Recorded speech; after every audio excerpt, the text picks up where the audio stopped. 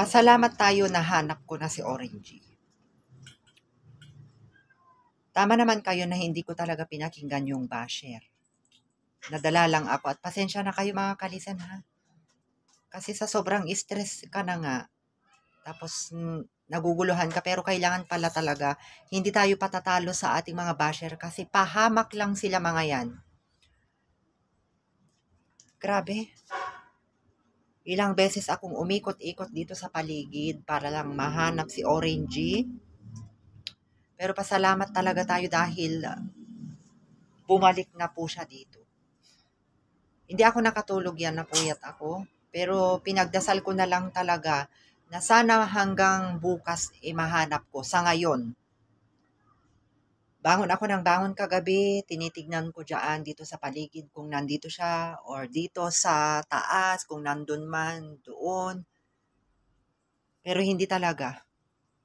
Pero laking tuwa ko naman kagabi. Bumangon ako ng madaling araw kasi nilagyan ko na yung ano doon, yung pagkainan niya doon. Inopen ko, nilagyan ko ng cat food para just in case pag nakatulog ako, makakapasok naman siya kasi open naman doon sa mga gilid-gilid sa taas. So ngayon, buo pa rin ang tiwala ko na babalik at babalik siya. Talagang pinagdasal ko man kung nasaan man si Orange kagabi ay naway hindi siya masaktan or hindi siya kwentro ng masasamang loob. Alam nyo naman ngayon, hindi pare-pareho ang mga isip ng mga tao ngayon. Pwede nilang saktan, tama kayo sa mga sinabi nyo dyan ka-listeners. At pwede nilang pagsamantalahan yung mga for babies natin. Una sa lahat, ikaw basher ka, makinig ka. Ewan ko, gigil ako, naha-high blood ako hanggang ngayon sa dala ng nervyos ko. Alam ko yung mga poor parent na totoo talaga na nagmamalasakit sa kanilang mga alaga mauunawahan ako. At ako'y nauunawahan ko rin yung mga nag-comment dyan na sana'y hindi mo pakinggan yung mga basher mo kasi all in all, ikaw talagang masusunod kasi ikaw yung nakakaalam ang lagay nila. So, ilang beses ko kasi sabihin sa'yo, basher ka, na hindi advisable dito sa lugar namin kasi nga, una sa lahat, along the highway kami. Pinagod-pagod mo pa talaga ako na Pero laking pagkakamali ko kasi nga, sinunod ko ang kagustuhan mo. Balanggyota ka. Isa ka palang pahamak eh. Ngayon kagabi, alas 11, bumangon ako, wala. Hindi ako talaga nakatulog. Bumangon ako, umupo ako dito, binantayan ko yung Pero, hindi rin ako magiging panatag kung hindi ko kayo i-update kasi alam ko naman at ramdam ko naman talaga ang pagmamalasakit ng mga tunay lang na ka-listeners. Yung mga tunay lang na ka-listeners para sa kanila itong video na ito.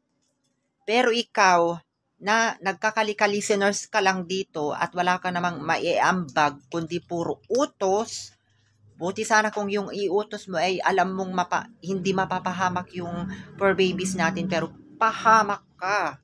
Ang sarili mo lang kasi ang pinapakinggan mo. Kaya malaking pagkakamali ko talaga kung bakit ko pinakinggan itong balanggyota na ito na basher.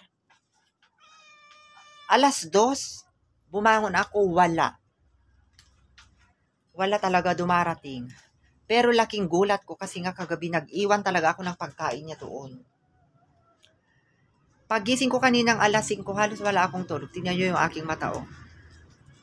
Naubos yung pagkain niya at parang pakiramdam ko mayroong umaali-aligid dito sa taas. Kaya bumangon ako. 5:30 bumangon na ako. At talagang tinatawag ko, orange ako ng orange. Sumasagot siya. So ayun, tuwang-tuwa ako dahil nandyan siya sa taas. Buti nga walang ulan kagabi. Pero kung malakas man yung ulan kagabi, alam ko sisilong siya dito. Paano kung na-stress din siya sa labas at hindi na niya alam kung saan siya babalik? Di mas lalong napariwara siya. Balanggyota ka, pahamak ka. Alam nyo, basher ka, Kung wala kang maiambag, salamat ako kasi pinapanood mo yung aking video, mga vlog ng aming mga Tarukoy at Pelicitas. Yun nga lang, hindi ko mawari, hindi ko maintindihan kung ito ba yung sinasuggest mo na sinasabi mong animal cruelty dahil hindi maganda yung kinukulong, kailangan freely sila. Hindi mo ba naisip, una sa lahat yung lokasyon ko dito, hindi kita follower. Tandaan mo, hindi kita follower kasi pahamak ka. Pahamak ka. Sinabihan ko na nga kayo na hindi freely dito. Okay, kung ang suggest nyo ay pwede ko silang ipasyal, pwede